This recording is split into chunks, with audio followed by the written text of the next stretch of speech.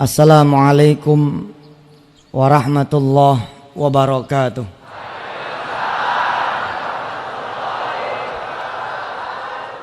Allahumma salli wa sallim wa barik ala sayyidina Muhammadin wa ala alihi walhamdulillahi rabbil alamin. Bapak, Ibu, dan adik-adik yang dimuliakan Allah, pada satu subuh Rasulullah sallallahu alaihi wasallam memanggil Imam Ali. Rupanya Rasulullah saat itu merasa kedinginan yang sangat. Beliau merasa tidak sanggup melangkahkan kaki memimpin salat subuh berjamaah, sehingga beliau memutuskan memanggil Imam Ali untuk memberi pesan kepada Abu Bakar agar mengimami salat subuh berjamaah. Qila wa qala, dikisahkan 3 kali Imam Ali meminta Abu Bakar untuk menjadi imam salat subuh sesuai dengan pesan baginda Rasulullah sallallahu alaihi wasallam. Dan 3 kali juga kemudian Abu Bakar menolak. Kalau masih ada Rasulullah, tidaklah pantas saya mengimami salat subuh. Begitu kira-kira kata Abu Bakar.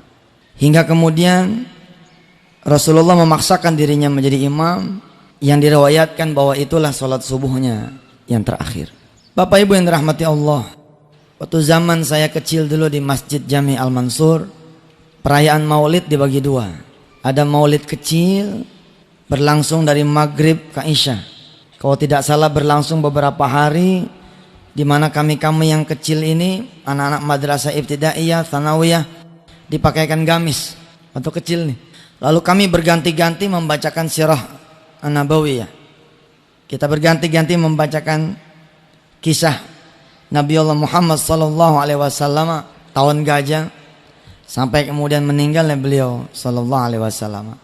Baru pada puncaknya diselenggarakan yang disebut dengan maulid besar. Kalau maulid besar diselenggarakannya di depan masjid dengan mengundang banyak jamaah dari mana-mana. Dari sisa memori saya, inilah kemudian saya ceritakan ulang kepada adik-adik saya, kepada kita semua. Mudah-mudahan di peringatan hari maulidnya Rasulullah sallallahu alaihi wasallam ini ada tumbuh kecintaan di hati kita semua, karena Rasulullah mencintai kita. Berangkatlah kemudian Rasulullah berjalan untuk mengimami salat subuhnya, yang ternyata itu salat subuh yang terakhir. Di dalam sebagian riwayat dikisahkan ketika Rasulullah mengucapkan salam, beliau langsung menghadapkan mukanya, menghadapkan wajahnya kepada para jamaahnya, kepada para sahabatnya yang saat itu sudah berlinang air mata semua, karena mereka merasa bahwa jangan-jangan Rasulullah sallallahu alaihi wasallam sudah akan meninggalkan mereka.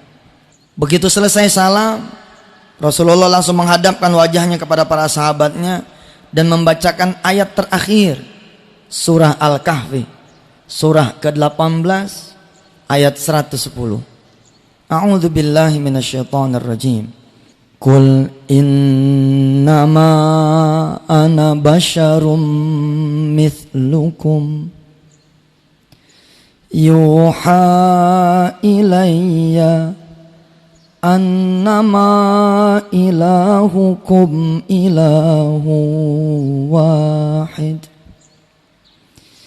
faman kana yarju liqa'a rabbih falya'mal amalan salihan wala yusyrik bi'ibadati rabbih ahada.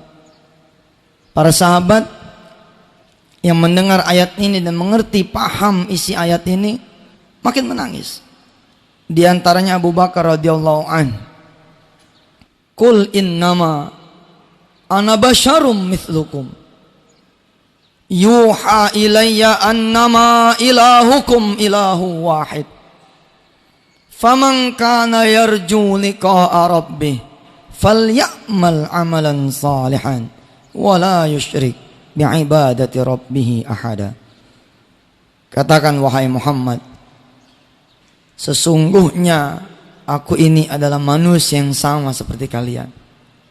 Seolah-olah Rasulullah ingin berkata kepada kita semua umatnya, kalau Rasulullah adalah manusia biasa yang butuh makan, kalau Rasulullah adalah manusia biasa seperti kita yang butuh minum, maka Rasulullah pun adalah manusia yang hidup, yang suatu saat akan meninggal dunia. Faman kana yarju liqa'a rabbih falya'mal amalan salihan wa la yusyrik bi'ibadati rabbih ahada.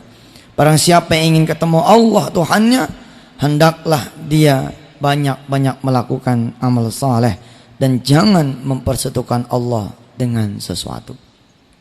Abu Bakar dikisahkan mengingat episode ketika beliau menemani Rasulullah hijrah. Saya berdoa mudah-mudahan ada di antara jamaah yang barangkali belum pernah menunaikan ibadah haji atau umrah. Mudah-mudahan Allah takdirkan bisa berangkat ke tanah suci. Ada gua Thur di sana. Allah kemudian wahyukan kepada Nabi Muhammad untuk istirahat di dalam gua itu. Masuklah kemudian Abu Bakar bersama Rasulullah di sana. Begitu masuk karena lelahnya, kemudian Rasulullah tertidur. Tertidur di mana? Tertidur di pangkuannya Abu Bakar radhiyallahu an, yang bukan saja dia adalah jamaahnya, sahabatnya, tapi juga beliau adalah mertua dari Rasulullah sallallahu alaihi wasallam. Ketika Rasulullah tertidur di pangkuan Abu Bakar, ada ular. Ada ular mendekati Abu Bakar, yang Abu Bakar tahu bahwa ular ini akan menggigit salah satu di antara dia berdua, dia atau Rasulullah sallallahu alaihi wasallam. Karena yang terjulur kakinya adalah Abu Bakar. Abu Bakar tahu bahwa dialah yang kira-kira akan digigit duluan namanya ular. Kalau saja Abu Bakar tidak mencintai Rasulullah, Abu Bakar ingin sekali mengusir ini ular. Tapi kalau dia usir ini ular, Rasulullah bakalan bangun. Subhanallah. Kemudian Abu Bakar merelakan dia punya kaki, Bapak Ibu yang dirahmati Allah. Kemudian digigit sama itu ular. Kecintaan para sahabat memang nggak bakalan bisa keukur oleh kita semua. Hampir saja Abu Bakar juga menjerit karena sakitnya digigit sama itu ular. Tapi Abu Bakar tidak menjerit sepatah kata pun. Tidak ada suara yang keluar dari dia punya mulut. Kenapa? Karena dia mencintai orang yang sedang tidur di pangkuan itu. Dia khawatir kalau kemudian dengan teriakan itu, kemudian Rasulullah SAW bangun, Masya Allah. Dan saat itu Abu Bakar mendengar Rasulullah membacakan ayat ini. Kul innama ana basyarum mithlukum yuha ilayya annama ilahukum ilahu wahid faman kana yarju liqa'a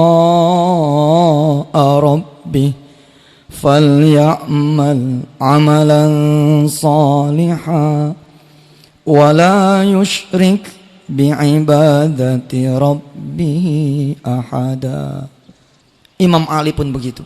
Imam Ali mengingat episode-episode di mana Rasulullah SAW dia temani dari kamarnya untuk kemudian berdiri menjadi imam salat subuh. Yang kemudian Rasulullah membaca ayat itu yang dia paham bahwa ini semakin dekat tanda-tanda bahwa Rasulullah mendekati dia punya ajal. Imam Ali mengingat ketika Jibril mewahyukan kepada Rasulullah bahwa ada 6 kafir Quraisy yang sedang bergerak berjalan mengepung rumah Rasulullah. Salah satu yang dipanggil adalah Imam Ali radhiyallahu an. Ditawarkan, siapa di antara anda berdua, engkau wahai Ali atau engkau wahai ayahku Abu Bakar, yang bisa menggantikan aku di rumah ini. Supaya kafir Quraisy menyangka aku masih di dalam rumah ini. Kemudian Imam Ali mengambil posisi, aku saja Rasulullah. Kemudian Imam Ali menempati posisi tidurnya Rasulullah. Dan kemudian Rasulullah pergi berangkat. Sayang, saat itu sudah tiba dahulu 6 kafir Quraisy yang sudah kira-kira sejarak lagi sampai ke pintu rumahnya Rasulullah. Lalu kemudian Allah mewahyukan lewat Jibril agar Muhammad SAW menggenggam pasir, kemudian dia tebar itu pasir di depan rumah. Yang singkat cerita kemudian kafir Quraisy itu tertidur. Subhanallah. Cerita episode subuh terakhir begitu kira-kira selesai. Ada nanti satu hal yang saya lakukan otokritik kepada madrasah. Saya sebut otokritik karena saya juga madrasah. pesantren tentang bagaimana upaya kita membuat anak-anak menjadi mencintai Rasulullah sallallahu alaihi wasallam. Kalau Rasulullah begitu hebatnya cintanya kepada kita, bagaimana nanti kita ukur kecintaan kita kepada Rasulullah sebesar apa? Begitu pulang Rasulullah ke rumah, tidak berapa lama ada suara pintu yang diberi salam. Fatimah kemudian menyaut, "Waalaikumsalam warahmatullahi wabarakatuh." "Manil kharid?" Siapa yang di luar? Kemudian yang di luar nih tamu menjawab, "Saya, qad ji'tu. Saya sudah datang.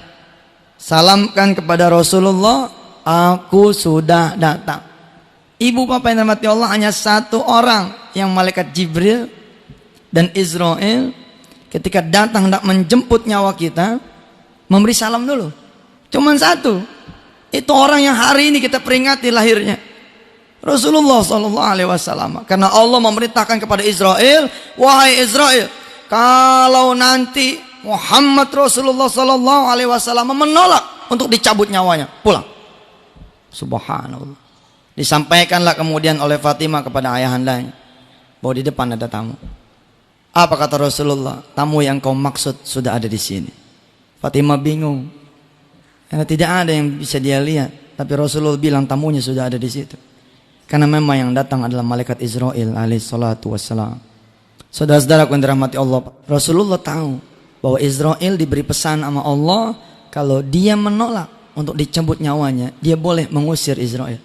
Maka kemudian keluarlah kalimat beliau bahwa dia belum berkenan dicabut dia punya nyawa sampai dia kemudian ketemu dulu sama malaikat Jibril alaihi salatu wassalam. Kisah ini dengan sangat apik masih saya ingat betul, karena pendidikan maulid luar biasa di zaman waktu saya kecil. Kalau sekarang saya tidak lagi menemukan, kecuali di Kalimantan kayak kemarin itu. Subhanallah. Muhammad ibni Abdillah, Muhammad ibni Abdillah, alaikallahumma salli. Nggak ada, udah terhilang. Waktu zaman saya kecil, subhanallah. Ya Rasulullah, salamun alaik. Ya Rafi' asyani wa daraji afatayyaji ratal alami. Ya muhainal judi wal karami. Subhanallah. Episode ini betul-betul nih, guru-guru di kelas saya tuh subhanallah, namanya guru-guru madrasah saat itu kan ustadz semua. Zaman dulu nggak ada guru madrasah bukan ustadz, kulo ustadz, semuanya ustadz. Baik, saya cerita lagi. Saya bilang kenapa saya bisa cerita ini dengan apik. Wallahu a'lam bishawab. Waktu kecil saya nggak paham ini benar atau tidak. Saya belum bisa baca kitab saat itu, saya belum mengerti. Tapi begitu kemudian saya bisa baca, subhanallah, iya benar, cerita ini ada. Ada kitab kecil namanya Daqaiqul Akhbar, subhanallah ada di situ. Sampai kitab yang besar yang tulis sama Haikal, kitab kontemporer, bukan kitab kuning, kitab putih itu. Ya Israel, aku belum reda engkau cabut nyawa sampai engkau menghadirkan dulu Jibril di hadapanku. Ini menyalahi ini. Kematian Rasulullah SAW tidak lazim. Harusnya tidak boleh itu Israel menghadap kepada orang yang akan dicabut nyawa kecuali ditemani malaikat Jibril. Dan ini sudah hadis Rasulullah yang ngomong. Tidak ada satupun di antara kalian, wala muslim wala kafir, kecuali dia meninggal dunia didatangin oleh malaikat Israel dan Jibril. Kenapa perlu malaikat Jibril itu datang? Rasulullah kemudian meriwayatkan, malaikat Israel pun tidak datang sendiri, melainkan dengan 3 kelompok kematian. Digambarkan oleh Allah di dalam surah As-Sajdah. Qul yatawaffakum malakul mautil ladzi wukkila bikum thumma ila rabbikum turja'un. Malak bukan satu, tapi banyak. Ada 3 kelompok malaikat kematian. Israel tinggal eksekusi ketika sudah digor-goroh. Bukan Israel yang mengerjakan, subhanallah. Selama ini kita beranggapan bahwa Israel mengeksekusi mulai dari jempol sampai selesai. Bukan. Kelompok malaikat yang pertama mencabut nyawa kita dari mana? Dari jempol. Nih, ujung kaki. Hati-hati buat adik-adik saya, buat abang-abang saya, buat bapak dan ibu yang sering melangkahkan kakinya ke tempat yang maksiat, berabe urusan. Kelompok malaikat yang pertama masuk mencabut seluruh nyawa kita. Dia tarik peran-peran urat-urat kita ini, syaraf-syaraf kita dia matiin satu-satu. Mulai dari ujung jempol sampai mana? Nih, sampai dengkul. Pelan-pelan. Aduh, ya Allah, kita beristighfar nih hari. Saya juga bukan orang yang bersih, betul. Banyak perbuatan maksiat yang saya lakukan, baik yang saya sadar maupun tidak sadar. Semakin banyak langkah yang belum kita mintakan ampun pada Allah Subhanahu wa taala, makin lama. Yang paling paham urusan begini nenek-nenek nih. Salah satunya nenek saya pribadi nih, Umi Yo, almarhum. Kalau ngejenguk orang yang dia pegang kakinya, Pak. Kalau kakinya dingin, pahanya hangat, apa dia bilang? Panggilin, kumpulin. Mulai ditelkin, mulai. Bimbing, ini barangkali sudah waktunya. Gitu, Pak. Luar biasa itu nenek-nenek zaman dulu, itu luar biasa. Saya baru paham sekarang ini gitu. Dia pegang kaki dua dingin, paha kanan kiri hangat. Udah, dikit lagi katanya. Subhanallah. Dikit lagi bisa tahu gitu. Dari mana dia taunya? Min ayatil maut, dari tanda-tanda maut, dan emang itu ada. Selesai mencabut nyawa, tugas dari malaikat kematian yang pertama, masuk kemudian malaikat yang kedua. Mencabut nyawa dari mana ke mana? Dari dengkul sampai kemana? Ada yang bilang pinggang, ada yang bilang pusar. Selesai dari pusar sampai mana? Sampai ke sini nih, tenggorokan ya. Kalau dalam bahasa kitabnya disebut gar-garah. Nah di sini ini baru kemudian Israel sama Jibril maju, dia itu berdua. Jibril sama Israel datang dia berdua. Lalu kemudian Israel mempersilahkan malaikat Jibril maju dulu. Untuk ngapain? Kata Sayyidina Rasulullah SAW. Kalau yang didatangin ini adalah suami yang menyayangi istrinya, memberi rizki dengan jalan halal, taat dia beribadah, sholatnya ada, senang dia minta ampun.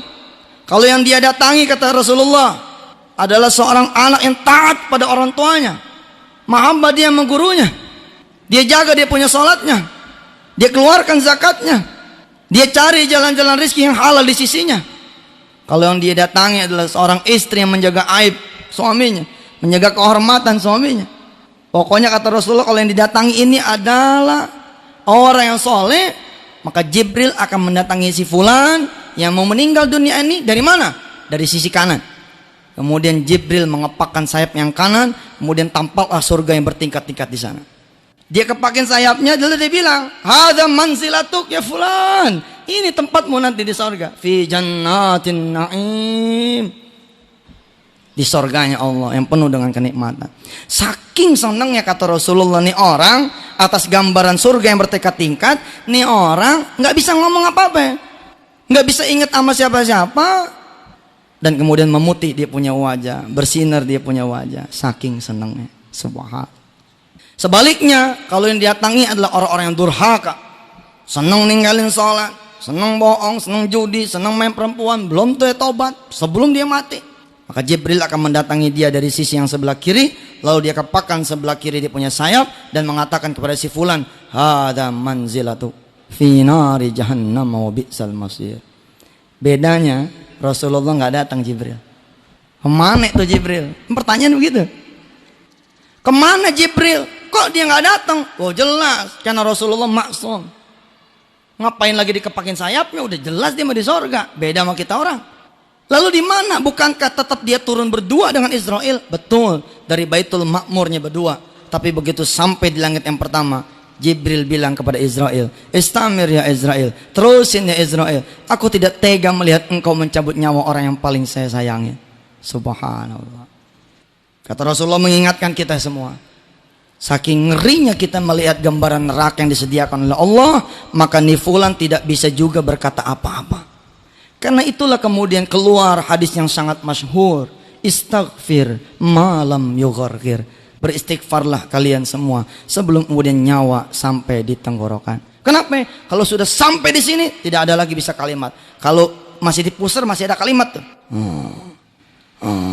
Oh saya pernah nemenin orang yang sakratul maut, takjub saya betapa kitab-kitab itu betul adanya. Merambat itu betul Pak, yang namanya merambat itu betul. Nggak salah nenek-nenek kita gitu megang kakinya tuh dingin tuh.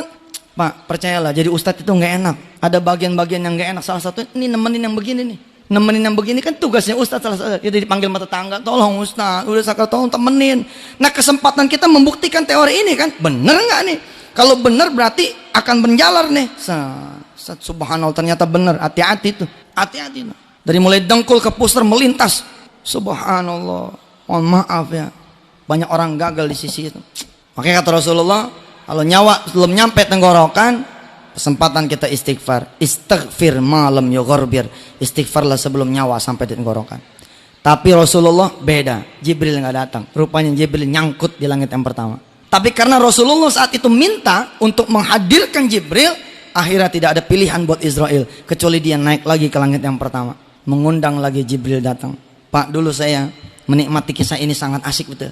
Saya dengerin seperti bernostalgia ke belasan tahun yang lalu. Usia saya sudah 31, tapi rasanya kemarin masih kelas 1 sanawiyah. Pakai gamis depan, bengong itu ngeliatin guru-guru kita cerita tentang maulid. Betul itu Pak. Kenapa dulu maulid kecil dibikin 7 hari? Kan emang gak habis ceritanya, cuma 1 jemaah. Jadi bersambung nih kita maulid. Kita maulid gak cuma hari ini aja. Bapak Ibu yang dirahmati Allah, Jibril diundang sama Israel, datang. Begitu beliau ada di hadapan Rasulullah, bertanyalah Jibril, ada apa ya Rasulullah engkau memanggil diriku? Kita lihat ya, apakah Rasulullah sengaja menjeda dia punya umur jangan diambil karena pengen panjang umur? Ternyata bukan. Beliau pengen bertanya tentang nasib kita bagaimana nanti setelah peninggalannya beliau. Itu yang dia mau tanya. Maka kemudian pertanyaannya kepada Jibril, wahai Jibril, aku belum rela dicabut nyawanya sampai aku tahu bagaimana nasib umatku sepeninggal diriku. Masya Allah. Cinta banget Rasulullah sama kita. Jibril bilang, itu bukan hakku menjawab ya Rasul. Izinkan saya dan Israel balik dulu. Nanti aku akan kabarkan jawaban dari Allah. Nah itulah kemudian keluar hadis yang juga masyhur bahwa kita bakalan selamat. Kalau apa? Kalau kita memegang kitabullah dan memegang sunnahnya Rasulullah. Barulah kemudian Rasul bilang, saya ikhlas, saya rela dicabut nyawanya. Kemudian Rasulullah balik kanan, mulailah kemudian Israel bekerja. Israel langsung, bukan diwakili sama yang lain. Luar biasa. Allahumma sholli alaih. Ketika kemudian Israel bekerja, ada yang luar biasa Pak. Begitu Israel mulai bekerja mencabut nyawanya Rasulullah nih, Jibril memalingkan mukanya. Begitu tuh, maling kanan. Udah jangan dipikirin bener enggaknya, udah telan aja dah. Dulu saya begitu ngajinya udah terima aja lah. Jangan dipikirin bener enggaknya. Pikirin hikmahnya aja, repot saya kalau ceramah nih. Bener enggak sih itu? Iya sebab yang begini nih susah kita buktiin nih. Orang ini mengaji namanya juga. Jibril nengok ke kanan, ditanya sama Israel, kenapa engkau Jibril memalingkan mukamu? Apa kata Jibril? Terusin aja udah. Terusin saja udah. Saya tidak sanggup melihat engkau mencabut nyawa orang yang paling aku cintai, kata Jibril. 2 kali itu meretain Jibril mengucapkan itu. Enggak sanggup dia. Karena Rasulullah bilang, seukuranku saja dicabut nyawa itu kalau tidak ada redha Allah akan lebih sakit daripada disabet dengan 1000 pedang yang paling tajam di dunia. Tapi dengan redha Allah, Rasulullah tidak merasakan sakit apapun. Dan Bapak Ibu tahu, pasti tahu, sebab ini masyhur sekali. Anak-anak saya, adik-adik saya pun tahu, masyhur sekali ini cerita. Ketika kemudian Israel mencabut nyawa Rasulullah dari ujung kaki, apa yang dia sebut? Ummati, ummati, ummati, umatku, umatku, umatku. Rasul tidak menyebut Imam Ali, Rasul tidak menyebut Khadijatul Kubra, Rasul tidak menyebut Aisyah, Rasul tidak menyebut Abu Bakar, Rasul tidak menyebut ayahandanya almarhum Abdullah, Rasul tidak menyebut ibunya almarhumah Aminah, Rasulullah tidak menyebut pengasuhnya Halimatus Sa'diyah. Yang beliau sebut kita umatnya. Ummati, ummati, ummati. KF, kakak saya, dia menemani saat-saat di mana nenek saya almarhumah meninggal dunia. Ada 1-2 nama yang disebut karena cintanya. Saya nggak disebut Pak, karena kita bandel zaman dulu nih. Nggak disebut, tapi ada yang disebut. Subhanallah. Di kamar tempat saya lahir, nenek saya meninggal dunia. Beliau nungguin. Ketika ada yang kurang, apa kata beliau? Malam Jumat depan aja kalau gitu meninggalnya. Bisa begitu Pak. Mau ini saya bener cerita ini. Kalau saya bohong berarti dia yang bohong tuh. Karena saya diceritakan dari beliau-beliau. Malam Jumat besok aja katanya. Udah dijemput sama kumpi. Udah jemput sama kumpi tapi barangkali karena belum lengkap. Apa beliau bilang? Nanti saja malam Jumat besok lah. Subhanallah. Memang nenek saya almarhum ini luar biasa. putrinya Guru Mansur langsung. Kalau saya bukan cucu, tapi buyut, udah jauh nih. Beliau pernah satu malam manggil saya, "Man, cariin Umi obat yang bisa bikin Umi enggak tidur." Gitu. Kalau kita kan nyari obat tidur, beliau bilang cariin Umi obat yang bisa bikin Umi enggak tidur. Saya tanya, kenapa Mi? Umi mah sebel kalau banyak tidur, nggak bisa tahajud. Subhanallah. Kita nyari obat tidur, Pak. Mulailah Israel bekerja, tarik sama beliau urat-urat syaraf Rasulullah, ruhnya Rasulullah, sampai ke dengkul. Kalimatnya masih ummati, ummati, ummati, umatku, umatku, umatku. Kalau saya Yusuf Mansur adalah bahagian dari umatnya Rasul dan mengaku umatnya Rasul, maka seolah-olah Rasulullah menyebut saya Yusuf, Yusuf, Yusuf. Oh betul ini. Seolah-olah mau bicara kepada kita, bagaimana lo nanti, bagaimana lo nanti, bagaimana lo nanti. Subhanallah, Pak. Begitu nyawa Rasulullah udah didengkul, merambat sampai ke pusar, merambat sampai ke pinggang, kalimatnya berubah. As-salat, as-salat, as-salat. Salat, salat, salat. Ya Allah, hari ini Pak, anak-anak kita gagal, kita suruh sholat sebab jam 12 masih di kelas, Pak. Anak-anak kita gagal, kita suruh tahajud sebab 12 tahun dia gak kenal duha. Sekolahnya doang namanya di madrasah, 12 tahun dia gak kenal duha. Bagaimana kita mau gampang nyuruhin dia bangun tahajud? Duha yang di pagi hari susah karena tidak dibiasakan oleh kita madrasah-madrasah. Saya keliling, enggak semua madrasah itu mewajibkan anak-anaknya duha. Siapa yang dosa? Coba kita nih. Anak kita yang madrasah ibtidaiyah 6 tahun, SMP 3 tahun, SMA 3 tahun, masuknya jam 7, jalan setengah 7, jam 9 emang keluar, tapi bukan buat duha, buat jajan. Jam 12 dia masih di kelas, Allah manggil, Allahu Akbar, Allahu Akbar, Allahu Akbar, Allahu Akbar. Di kalimat hayya ala shalah baru gurunya bilang, kita dengarkan dulu azan ya. Luar biasa. Atas nama wajib ketemu yang wajib kita boleh pilih, katanya begitu. Kita wajib nuntut ilmu, maka kita pilih ini nuntut ilmu sebagai hal yang mengalahkan sholat. Luar biasa. Ilmu mengenalkan anak kita kepada Allah, tapi ternyata ilmu sudah menjauhkan dia dari Allah. Hokam, bagaimana mungkin anak kita tumbuh menjadi anak yang berakhlak? Sadar nggak? Kalau tidak ada revolusi pendidikan, khususnya di madrasah, wah celaka kita. 12.45 barulah anak kita keluar. Sebagiannya Pak tidak sholat di madrasah, sebagiannya bahkan tidak betul-betul sholat, langsung los ke rumah karena betul-betul kita tidak menjaga mereka. As-salat, as-salat, as-salat. Mumpung saya bicara di banyak kepala-kepala madrasah nih, mumpung saya bicara langsung di depan direkturnya, mumpung saya bicara di masjid yang kita hormati betul, yang bisa mengomandoi ini habis ini. Tidak boleh anak-anak masuk kecuali sudah sholat duha. Tidak boleh anak-anak berangkat ke sekolah dia sudah berwudu. Tidak boleh kemudian anak-anak setengah 12 masih di kelas. Sebentar lagi Allah bakalan datang. Hayo, ama aku nih kepala sekolahnya, ama saya gurunya, ayo kita berangkat ke masjid. Nggak terjadi Pak. Pendidikan itu tidak terjadi. Hatta saya di Al-Mansuriyah tidak terjadi itu. Untung saya memiliki orang tua yang luar biasa. Miring dikit geser, miring dikit geser, miring dikit geser. Jam 5 udah diteriakin, mandi maghrib, mandi maghrib. Celaka Pak kalau saya nggak ketemu orang tua yang model begini. Sengkilang gitu kalau kata orang Betawi, sekilang. Kita di madrasah. Bagaimana nih kalau ceritanya sekolah di SMA? Bagaimana nih kalau ceritanya kita sekolah anak kita tuh di SMP? Mati kita punya anak 12 tahun dia terbiasa sholat tidak tepat waktu. Bagaimana mungkin dia kemudian tumbuh menjadi orang-orang yang bisa sholat tepat waktu? Umur kayak yang depan begini aja nih, maaf nih orang-orang tua saya, makin ke belakang nih makin sering kita memberi perintah kepada Allah. Kita sering memberi perintah kepada Allah sampai umur kita kayak begini. Perintah apa coba? Perintah tunggu. Hayya 'alas shalah.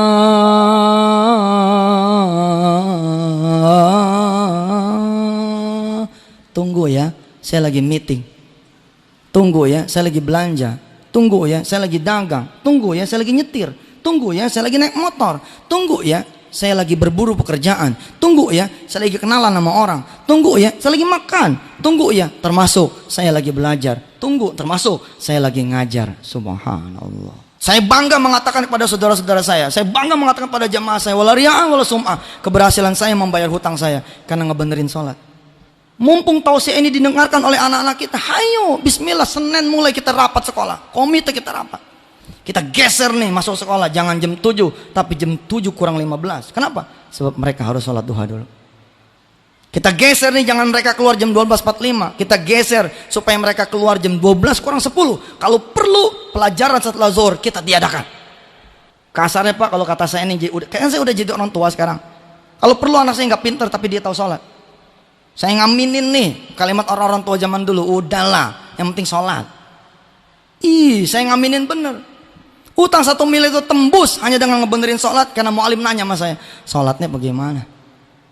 Lah saya bilang, lah sholat sih bagaimana? Ya sholat. Jam berapa sholatnya? Lah karena 1:30 masuknya. Terus saya ngomong, barusan mu'alim sholatnya. Pantas dia bilang.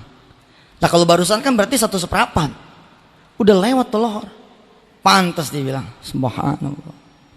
Saya dikejar lagi sama beliau. Tadi sholat lohornya berapa rakaat? Nah, ditanya sholat lohornya berapa rakaat? Ya salam, anak madrasah kelas 1 gak tahu sholat lohor mah 4. Maka itu yang saya jawab. Mualim, sholat lohor berapa? Ya 4. Emang berapa? Apa dia bilang? Bukan, sholat lohor itu 8. Qobliyahnya 2, ba'diyahnya 2. Nggak mi'rat tuh sholatnya, nggak mi'rat gitu. As-sholatu mi'rajul mu'minin, sholat itu mi'rajnya orang beriman. Tapi karena sholat kita nggak punya sayap, nggak terbang nih sholat kita. Di tempat gitu, ibarat mobil mah ada tapi nggak jalan. Ibarat pesawat emang udah hidup mesinnya tapi nggak terbang, mana bisa nyampe. Masih belum cukup Pak, saya disusul lagi dengan pertanyaan dari beliau. Burung apa katanya? Yang punya sayap tapi dia nggak terbang. Lah kita jawab burung onta. Apa kata beliau? Bukan. Kalau ada burung punya sayap, dia nggak pakai sayapnya buat terbang, itu namanya burung bego. Ada sayap dia nggak pakai buat terbang. Sayapnya sholat itu qobliyah ba'diyah. Kita orang bodoh betul kalau kita nggak pakai ini qobliyah ba'diyah. Mati-mati disebut sunnatun muakkadatun. Karena kalau kita tinggal dia, celaka kita urusan. Sekarang bagaimana tanggung jawab kita kepala-kepala madrasah terhadap sholat ba'diyah qobliyahnya anak-anak kita? Kalau terhadap yang wajibnya saja kita merasa tidak mau ikut campur, bagaimana terhadap qobliyah ba'diyah? Momen nih, emang gue tungguin nih ceramah begini nih. Kapan nih? Terubah kurikulum. Untung kemudian lahirlah SD IT, SMP IT, yang kemudian mengusung tarbiyah. Bapak Ibu yang dirahmati Allah. Dengkul sampai pusar, dengkul sampai pinggang. As-shalah, as-shalah, as-shalah, salat. Sampai pinggang kemari ini alaikum bis-shalah. Alaikum bis-shalah, alaikum bis-shalah, alaikum bis-shalah. Wajib atasmu salat, wajib atasmu salat, wajib atasmu salat. Pak, sampai di gor-goroh nih, mestinya dia nggak bisa ngomong. Rasulullah mestinya nggak bisa ngomong seperti yang dia ceritakan di dalam hadisnya. Nggak akan ada manusia yang bisa ngomong, karena disinilah nanti malaikat Israel dan Jibril bekerja. Tapi ada satu rahasia kenapa Rasulullah masih mewariskan satu nasihat yang paling terakhir. Kenapa coba? Karena ketika Israel nyampe di Gor-Goro, Israel mempersilahkan Jibril. Kata Jibril, tidak usah, Rasulullah memang maksum. Karena tidak diperlihatkan itu, Rasul masih bisa ngomong. Apa yang Rasulullah ngomong? Alaikum bis-shalah wa ma malakat aimanukum. Kewajiban atasmu sholat. Dan kewajiban sholatnya orang-orang yang ada di pundakmu. Masya Allah. Itu yang saya bilang telak betul tuh. Kalau Menteri Agama nggak ngebenain sholat dirjen-dirjennya, dirjen tidak ngebenain sholat bawa-bawaannya, kepala sekolah tidak ngebenain sholat-sholatnya anak-anak didiknya, mati kita. Sebab Rasulullah bilang alaikum bis-shalah wa ma malakat aimanukum. Hilang kita cahayanya karena urusan sholat kita jauhin. Innama bu'ithu liutammima makarimal akhlaq. Aku diutus cuman satu kata Rasulullah, ngebenerin akhlak, pondasinya akhlak. Babu taqarrub ilallah as-shalah. Salat kita udah berantakan. Kemudian Rasulullah menghembuskan nafas yang terakhir. Inna lillahi wa inna ilaihi raji'un. Dengan satu kalam, asyhadu alla ilaha illallah wa asyhadu anna muhammadar rasulullah. Keluar. Dijemput tidak kurang oleh 70.000 malaikat yang berbaris sampai ke Sidratil Muntaha. Dikisahkan saat itu burung-burung berhenti terbang, angin berhenti bertiup, menyambut nih kedatangan sosok manusia agung yang dirahmati Allah, menjadi rahmat buat alam semesta. Pak, sampai di episode itu saya pikir selesai nih cintanya Rasulullah. Ternyata belum. Di kitab kecil Daqaiqul Akhbar itu ada satu episode ketika menjelaskan tentang surah Al-Kahfi. A'udzubillahi minasyaitonir rajim. Wa yawma nusayyirul jibala wa taral arda barizatan wa hasyarnahum falam nughadir minhum ahada wa uridu ala rabbika saffa laqad ji'tumuna kama khalaqnakum awwala marrah bal za'amtum an lan naj'ala lakum maw'ida wa wudi'al kitabu fataral mujrimina mushfikina mimma fihi wa yaquluna ya waylatana ma li hadzal kitab ما لهذا الكتاب لا يغادر صغيرة ولا كبيرة إلا أحصاها ووجدوا ما عملوا حاضرا ولا يظلم ربك أحدا. Allah memberitahu pada kita, ada satu masa kata Allah, bumi ini akan datar, kosong. Kosong. Sudah berganti dengan satu alam yang namanya alam mahsyar. Wa yauma nusayyirul jibala wa taral arda barizatan wa hasyarnahum falam nughadir minhum ahada. Tidak akan kalian temukan kata Allah satu pun ciptaanku di sana. Falam nughadir minhum ahada, kosong. Wa wudi'al kitabu fataral mujrimina musfikina mimma fihi wa uridu ala rabbika saffa laqad ji'tumuna kama khalaqnakum awwala marrah. Ketika sudah kosong itu bumi, ketika sudah kosong itu alam yang saat itu kita tidak tahu namanya apa alam itu, kecuali kita diajarkan oleh guru kita bahwa itu namanya alam barzah, alam mahsyar, tempat dikumpulkan kita. Diambil dari kalimat wa hasyarnahum, isim makannya itu mahsyar. Kata Allah, nanti kalian akan dibangkitkan, kemudian dikumpulkan, kalian akan berdiri di hadapanku. Satu pertemuan yang kalian dulu tidak pernah kalian percayai, kata Allah. Bapak Ibu rahmati Allah, kita belajar dari sejarah, kita belajar dari kitab-kitab, kita belajar dari Quran dan hadis bahwa orang pertama yang dibangkitkan itu adalah Rasulullah Sallallahu Alaihi Wasallam. Pak, ada satu kisah yang fantastis. Allah mengutus 4 malaikat nih. Allah mengutus 4 malaikatnya, malaikat Israfil, Mikail, sama Jibril. Untuk ngapain? Untuk mencari kuburan Rasulullah Sallallahu Alaihi Wasallam. Di mana ini makamnya? Aina maqamuh? Tapi 4 malaikat ini nggak ketemu di mana nih kuburan Rasulullah Sallallahu Alaihi Wasallam. Sampai kemudian Allah memberikan cahayanya di kuburan itu, sehingga tampaklah cahaya. Lalu mereka 4 malaikat ini saling berkata satu sama lain, bangunkan, bangunkan, bangunkan, bangunkan. Artinya siapa yang lebih berhak membangun Muhammad? Israel diperintah. Apa kata Israel? Lah, yang lebih berhak Israfil.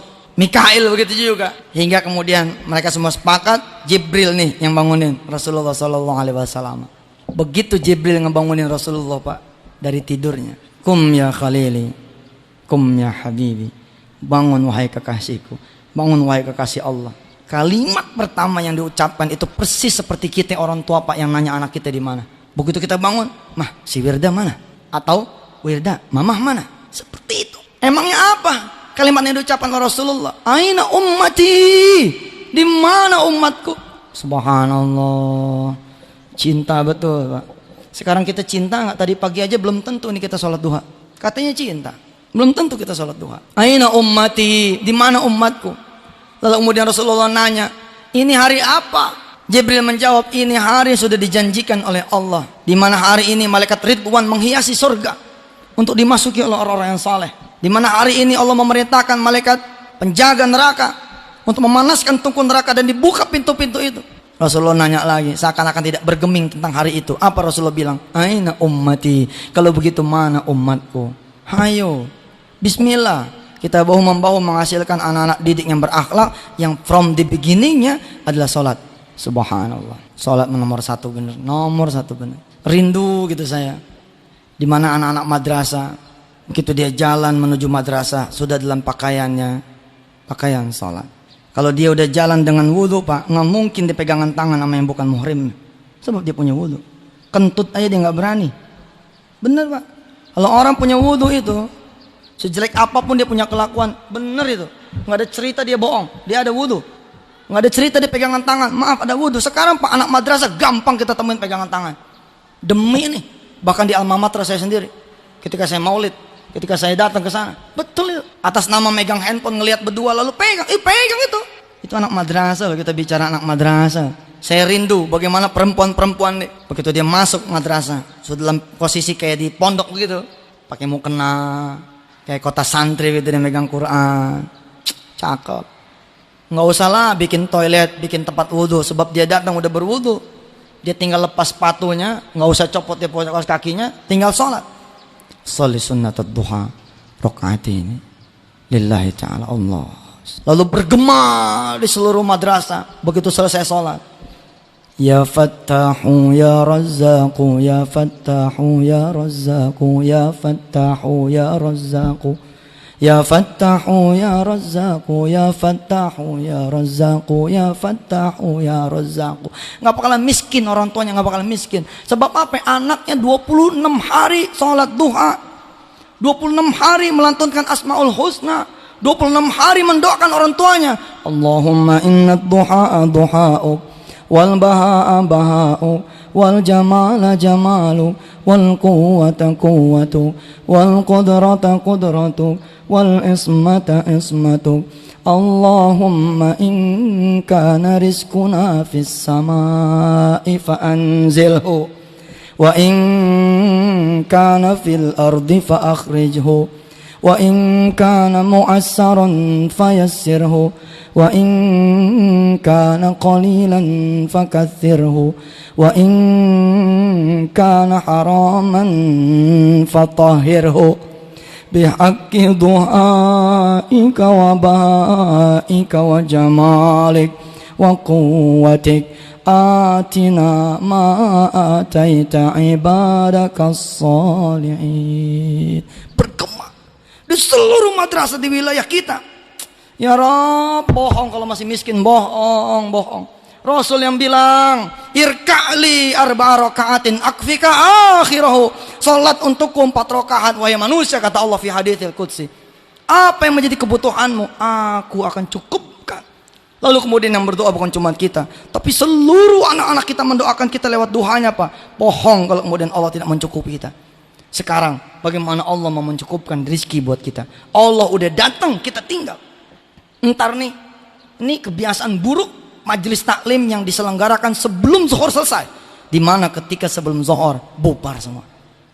Kalian katanya mengaji untuk mencari diriku, sekarang aku sudah datang, kalian malah pergi meninggalkan aku. Ainal mafar, aina tadhabun, kemana kalian pergi? Qad ji'tu, aku udah datang. Subhanallah. Dan itulah kesalahan saya jadi ustadz juga begitu. Maka harusnya saya tahan nih sampai zuhur, biarin. Kita assalamualaikum tinggal naik sholat gitu. Ini nih celaka nih. Kalau saya selesaikan sekarang, niscaya pada pulang. Mending kalau pulang langsung ke rumah, nyampe pas zuhur. Tapi kan pulang ngayap dulu. Dekat pasar baru, main pasar baru. Udah tinggal nyebrang, tek, naik blok M. Ngayap dah. Siapa yang dosa? Saya juga dosa. Dan ini memang ini terjadi ini. Ini terjadi. Anak kita Pak, jangan tahajud, duha kagak. Siapa sekarang di madrasah yang punya program mabit memperkenalkan 1 minggu sekali? Belum tentu semua madrasah begitu. Asli, belum tentu semua madrasah begitu.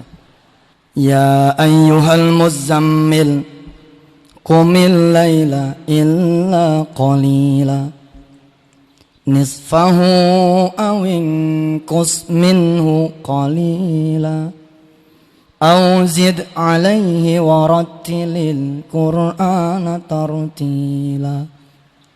Wahai orang-orang berselimut, kum, bangun. Illa qalila, walaupun sedikit. Nisfahu awingkus minhu qalila. Setengahnya kalau bisa, tapi nggak apa-apa dah, sedikit juga. Auzid alaih, tapi lebih baik kalian tambah. Warattilil Qur'ana tartila. Allah seperti bingung nih dengan perasa kayak gini. Ini kan Allah kayak keder nih kalau kita ngaji begini nih. Tadi katanya nggak apa-apa sedikit, tapi baiknya nambah nih. Tapi gini, betul itu. Coba aja baca tuh. Ya ayyuhal muzammil qumil laila illa qalila nisfahu, setengah kan, awinqus minhu qalila, atau kurangi deh. Tapi apa kata Allah? Auzid alaihi, atau tambah deh. Warattilil Qur'ana tartila. Inna sanulki alaika qawlan thaqila. Inna nashi'atal layli hiya ashaddu wat'aw wa aqwamu qila. Inna laka fin nahari sabhan tawila. Wadhkur isma rabbika wa tabattal ilaihi tabtila. Rabbul masyriqi wal maghribi la ilaha illahu, la ilaha illahu fattakhilhu wakila. Allah, kata Allah, sebut namaku dengan niat. Wa tabattal ilaihi tabtila, niat. Jangan kebetulan salat malam. Alhamdulillah tat, semalam kebetulan aneh banget. Itu belum termasuk wa tabattal ilaihi tabtila, tapi emang kita ancam. Ya Rob, anak saya kok nggak kerja. Baik, ntar malam aku akan menghadapmu ya Allah. Nah, itu disebut wa tabattal ilaihi tabtila. Kalau sudah kita bisa begitu, apa yang terjadi? Rabbul masyriqi wal maghribi la ilaha illahu fattakhidhu wakila. Allah berkenan menjadi wakil urusan kita. Hebat kan? Kita punya utang, tinggal kita ngadep sama Allah. Serahkan utang kita sama Allah, Allah atur itu. Ibu bapak punya gaji kurang, anak banyak, gampang. Sujud tengah malam. Rabbul masyriqi wal maghribi la ilaha illahu fattakhidhu wakila. Kemudian keluar wiridnya. Hasbunallah wa ni'mal wakil, ni'mal maula wa ni'man nasir. Hasbunallah wa ni'mal wakil, ni'mal maula wa ni'man nasir. Hasbunallah wa ni'mal wakil, ni'mal maula wa ni'man nasir. La haula wa la quwwata illa billahil aliyil azim. Di pesantren saya dan di banyak pesantren, hidup menjelang subuh, hidup. Rasanya kalau ingat begini pengen mindahin orang tua ke pesantrennya udah. Bener itu, syahdu betul, tengah malam kita ngimamin sholat malam. Bismillahirrahmanirrahim. Alhamdulillahi rabbil alamin. Ar-Rahmanir-Rahim. Maliki yaumiddin. Iyyaka na'budu wa iyyaka nasta'in. Ihdinas siratal mustaqim. Siratal ladzina an'amta 'alaihim ghairil maghdubi 'alaihim waladdallin. Yang amin di belakang istri kita, anak kita, ya Allah. Dan itu bukan maghrib, tapi sholat malam. Nggak pernah kan merasa nikmat kayak begitu kan? Nggak ada. Kenapa? Jangankan semua, bapaknya gua nggak bangun malam. Coba jajal sekali-sekali sholatnya di gang. Oh, bingung kan sholat di gang, gimana ceritanya? Ya nggak apa-apa, pagi mah nggak ada yang lewat. Karena nggak punya halaman, di gang, di bawah rembulan, di bawah bintang kita sholat. Luar biasa. Nah, pendidikan yang itu kan rajanya kita nih, kita rajanya nih, kita kepala sekolahnya, kita kepala madrasahnya. Kita tinggal bikin peraturan, kalau anak-anak tidak suka saya suruh masuk 6:30, keluar. Beres Pak, selesai, beres kan? Kalau kalian tidak mau sholat zuhur berjamaah, kalian tidak usah sekolah di sini. Silakan laporkan ke menteri. Ustadz tidak takut. Kapan lagi? Udah ada yang bilang nih, Ustadz, insya Allah di sekolah anak sudah. Alhamdulillah. Kalau sudah, ya apa lagi kita bilang kecuali kulil hamdulillah. Anak saya berangkat ke Al-Ittifaq Bandung. Si Wirda anak saya melihat tumpukan gunung pasir. Dengan takjubnya anak saya tanya, "Pah, ini pasir buat apa? Kiainya nyaut di belakang, nak, itu pasir dendanya anak-anak yang sholatnya telat. Subhanallah. Jadi ada peraturan di pesantren Al-Ittifaq, yang alhamdulillah di pesantren kami pun diberlakukan itu. Apa? Kalau muadzin selesai, Allahu Akbar, Allahu Akbar, la ilaha illallah. Terus masih lari ini menuju masjid, ditangkap. Lari menuju masjid, ditangkap. Kenapa? Kenapa azan selesai, situ belum di masjid? Luar biasa. Apa akibatnya? Begitu selesai sholat, dia nenteng 2 ember tuh pasir dari sungai yang naik 2 kilo naiknya ke atas itu di Ciwidey sana.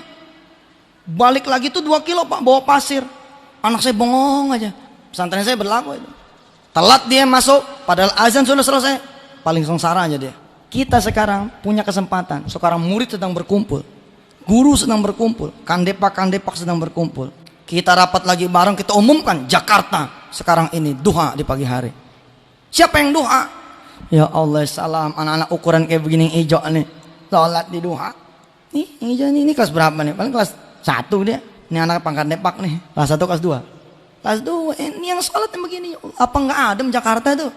Kita lapor sama Fauzi Bowo, jangan cuma anak-anak sekolah dong, malu. Pemdanya gitu dong, Pemprovnya gitu dong. Sebelum masuk duha dulu. Atas nama karena ini cuman sunnah, kita tidak mendorong. Ini kan gila. Mualim ngomong begini sama saya, sob, berapa tahun kamu nggak sholat qobliyah ba'diyah? Kira-kira begitu kalimat itu. Nggak akan dianggap sholat wajib kamu kalau nggak ada sholat qobliyah ba'diyah. Ini kan di luar yang kita belajar. Dulu kan kita belajar begini Pak, kalau tidak sholat tidak apa-apa, tapi kalau sholat dapat pahala. Yang begini kita hapus. Udah jangan dah. Ntar aja kalau dia udah gede baru kita kasih tahu nih. Yang kita kasih tahu ayat yang judulnya Qul in kuntum tuhibbunallaha fattabi'uni. Tidak disebut cinta sama Allah kalau kalian tidak ngikuti aku, kata Rasulullah. Oh, nggak dianggap sholat kita kan? Kalau nggak ada qobliyah ba'diyah kan? Barakallah. Kita renungin bersama. Percuma kita ngomongin akhlak, percuma kita ngomongin negeri ini, percuma kita ngomongin kemajuan macam-macam, percuma. Kalau sholatnya anak-anak kita nggak beres, dan yang digantung duluan sama Allah, kita udah belajar. Hadisnya juga sahih itu. Ada orang tua masuk surga ditarik lagi sama anaknya gara-gara anak ke neraka nggak diajarin sholat. Sahih Pak. Kita duluan yang digantung nih, amit-amit. Wa'mur ahlaka bis sholat. Wa'mur ahlaka bis sholat. Ahlaka itu ya kita sekarang ini keluarga besar madrasah. Insya Allah, mudah-mudahan Allah redha. Allah aminin. Saya ngomong nih Pak, nggak ada tendensi apa-apa, nggak ada.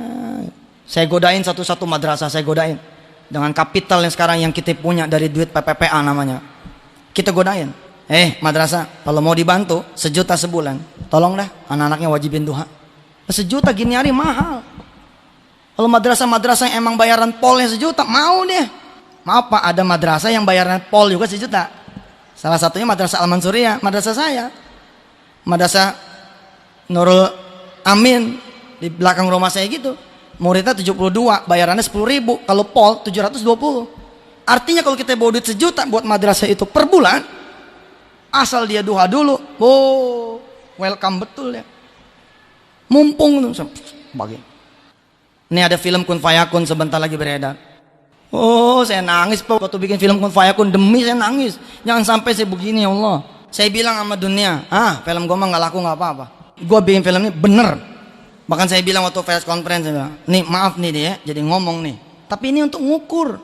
Setan udah ngetes pakai kuntilanak, lewat anak kita. Ngetes pakai film pocong, lewat. Ada hantu Istiqlal belum dibikin, hantu Pasar Baru deh kali. Semua meradang dengan film kuntilanak, meradang dengan film Casablanca, meradang dengan film apa mertonton dengan aurat. Setan muncul lagi nih, halus bener. Kita kejebak, yang nggak tahu apa-apa kejebak. Kita kan nggak tahu apa-apa, kejebak. Nauzubillah min dzalik. Diukur sama setan. Kita bikin film Kun Fayakun. Mudah-mudahan tidak ada cacatnya ini secara syar'i. Saya bikin film itu untuk mengumumkan pada pemirsa, kepada jamaah bahwa ada Kun Fayakunnya Allah. Tapi di balik itu kita ngajarin sholat tepat waktu. Ada anak kecil si Iwan Dia berusaha mendoakan bapaknya. Ketika bapaknya dagang, dia sholat, dia doakan. Itu kalau ditonton luar biasa. Mengajarkan Qiyamul Lail. Anak saya si Wirda tuh 6 tahun, saya ajak nonton preview. Sepanjang preview saya lihat nih anak enggak komentar apa-apa. Seperti tidak menikmati. Dia geser jaket kanan, geser jaket kiri. Dia tarik celananya, ada anak topang dagu gini, enggak bereaksi. Tapi begitu pulang dari studio, di mobil, anak saya di belakang, saya nyetir di depan. Dia nepok pundak saya. "Pak, ntar bangunin kakak ya." "Kenapa kak?"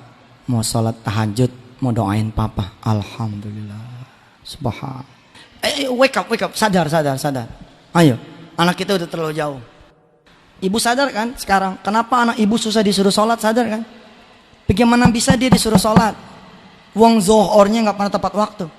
Zohornya nggak pernah tepat waktu, bagaimana mungkin dia bisa gampang disuruh sholat? Mudah-mudahan saya ada waktu, kita ada waktu. Saya sangat berkenan sekali dengan gagasan pemikiran yang sudah dipercaya oleh orang-orang tua. Bahwa kata orang-orang tua, sekarang yang muda maju. Sekarang yang muda ngomong, bismillah. Kalau perlu dipercayakan dipimpin sama anak muda, kita coba ajak nih alumni dari madrasah-madrasah balik ke madrasahnya. Semua balik ke madrasahnya. Nomor 1 bukan gedung, tapi anak-anaknya dibikin benar. Barangkali kalau orang-orang tua menjadi guru udah habis, udah payah, rezekinya sudah tidak, tapi anak-anak alumninya ada. Saya sangat berkenan itu. Kirim ke pondok, kita training, balik lagi ke madrasahnya untuk kemudian membuat satu madrasah menjadi mahad gitu, menjadi pesantren. Ibu bapak saya tidak so jago, mudah-mudahan ini semua karena Allah juga. Mohon maaf kalau ada salah-salah kata. Allah yang maha tahu kebenaran. Mudah-mudahan memilihkan yang benar yang kita pakai, yang tidak benar tidak usah kita pakai. Mudah-mudahan ada yang dibawa pulang. Minimal kita mengoreksi, jangan anak kita dulu, tapi kita koreksi kita dulu. Zuhur kita bagaimana? Asar kita bagaimana? Maghrib kita bagaimana? Isya kita bagaimana? Subuh kita bagaimana? Duhanya kita bagaimana? Habis kita beresin kita punya anak-anak. Insya Allah Allah tambahin kita punya rezeki dengan cara demikian. Billahi taufik wal hidayah. Wassalamualaikum warahmatullahi wabarakatuh.